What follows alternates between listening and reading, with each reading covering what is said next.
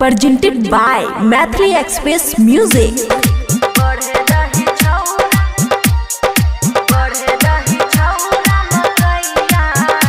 खुशी recording studio Baluaha. बोल न देवी छौरी कहिया गे आ बढ़े दही छौरा मकैया रे, आगे चला जेतै सीजन समैया गे आ बढ़े दही छौरा मकैया रे। तोरा पीछा पीछा हमें लागल छियौ, ओ देखा ले तो जान तोहर भैया गे। आगे बोल न देबही कहिया गे आ बढ़े दही छौरा मकैया रे।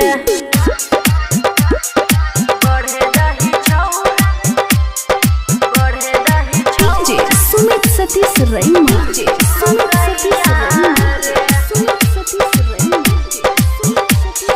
छिकिए कुमार छौरा लागे छै डर रे। कुछो नहीं हम कराबो लेबो एक बार गे। छिकिए कुमार छौरा लागे छै डर रे। कुछो नहीं हम कराबो लेबो एक बार गे। तोरा बिना कूदै छै गरैया गे।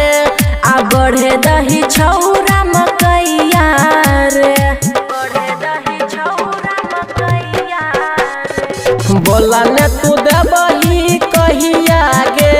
आ बढ़े दही छौरा मकैया रे।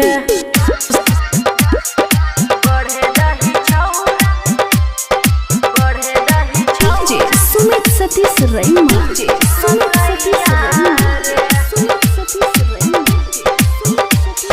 करे छी बहाना किया हमारा से कजली। रखे ने सबर छौरा तोरे छियो पगली। करे छी बहाना किया हमारा से कजली। रखे ने सबर छौरा तोरे छियो पगली। कहे छौ छोड़ा बारन जीताबा गे।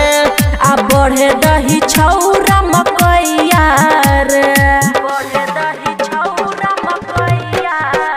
आगे बोल न देबही कहिया गे।